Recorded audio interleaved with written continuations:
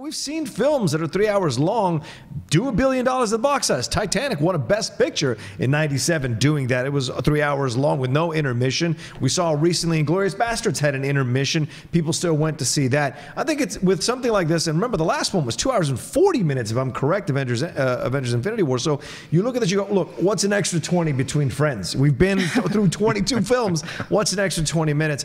I think walking out of Endgame, I could have watched another 20 minutes of that film. So to me, this excites me. It makes me happy because I'm a film lover and I want to spend as much time as possible in the MCU with the Russo brothers. I don't want an intermission. I want to explore that world and stay in that world for the full 3 hours and see how they finish out the series. Yeah, Haley, or at least this version. The question of an intermission that Rocha brings up is very interesting to me because I think on the one hand, my bladder would certainly prefer an intermission. However, if we're already talking about a 3-hour runtime and how that may have to cut some screenings at theaters, what would an intermission do to that? Would it actually help the theater chains? Because when you get an intermission, yeah, you may relieve yourself. You may also go get another popcorn, another soda, more candy, a hot dog to emotionally digest what you just saw on screen. So I think in a way, intermissions could help theater chains. Yeah, I could see that. I mean, I think realistically, it doesn't matter if this film is 3 hours long for the theater chains. They'll book it into as many theaters as they need to. That's more of a bummer for other films that might get kicked out because there are less screening slots available. It's a great point. The middle class really gets squeezed out once Endgame arrives. Well, actually, a film that I really loved last year, The Endless, basically that happened because Marvel bumped the release date up a week. They lost a ton of their theaters. So that does happen, and that's unfortunate. But I don't think it matters at all for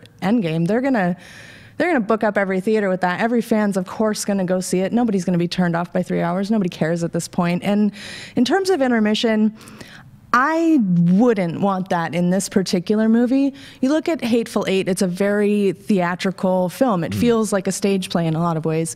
And an intermission works there.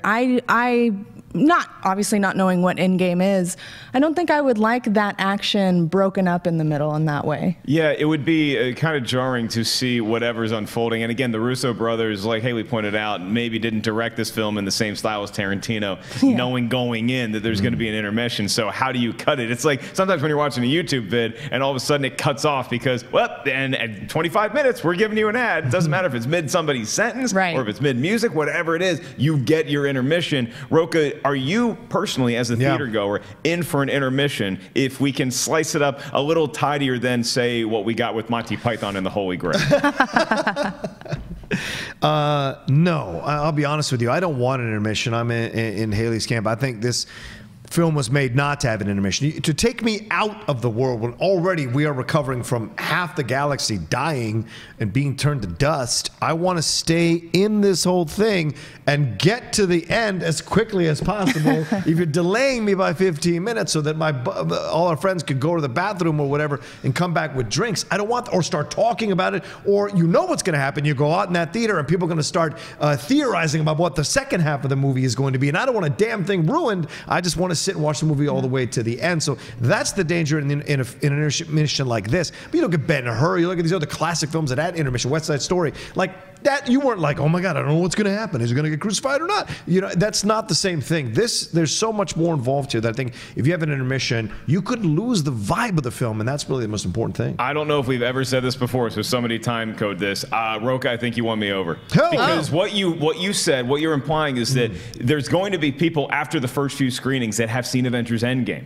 And there's going to be a lot of people that still have not seen it. So now, if there's an intermission, you're funneled back out into the lobby. You're basically doubling your chances of hearing somebody talk about it. Remember, in Force Awakens, everybody trying to avoid. I don't want to hear anything. I'm blasting my earbuds, and you can still hear, oh, this character dies. I don't want to have that happen in Avengers Endgame. Now, having said that, there's no rule that says when a theater or a movie has an intermission, you have to leave the screening room. But people get on their phones.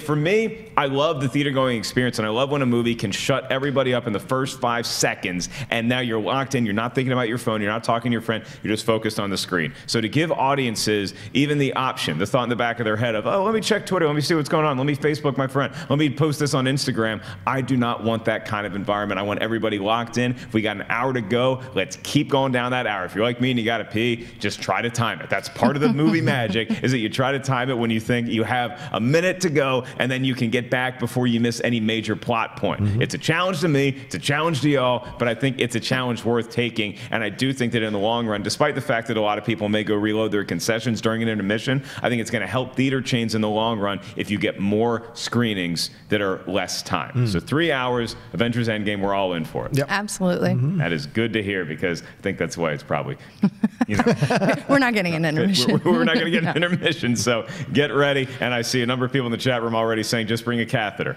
Like, I get the joke, but are we really going to swing by a medical supply place on the way? Like, we're missing the trailers. Can we hurry up back there?